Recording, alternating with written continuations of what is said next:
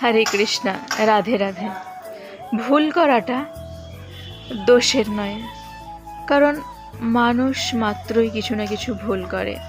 কেউ ভুল করলো মানেই যে সে দোষী তা নয়। তবে প্রত্যেকটা ভুলই আমাদের কিছু না কিছু শিক্ষা দেয়।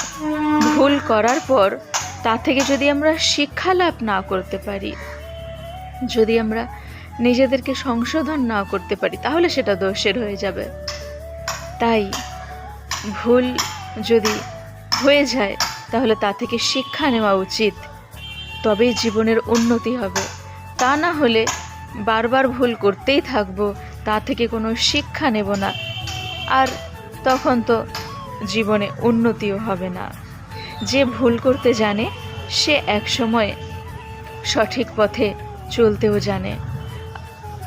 কারণ কি, ভুল করতে করতে তবেই মানুষ একসময় সফলতা প্রাপ্ত হয়।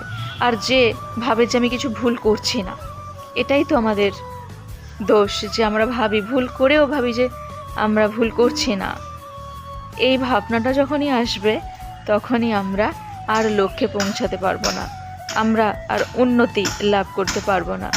সবসময় চেষ্টা করতে হবে আমি যে পরিস্থিতির মধ্যে রয়েছি সেখান থেকে কী শিক্ষা লাভ করতে পারছি, আমাদের কী সংশোধন করতে হবে সেই চিন্তা ভাবনাটা করা। তাহলে দেখবেন একসময় আমরা সঠিক পথেই চলতে পারবো। জীবন এমনই, প্রত্যেকটা মানুষ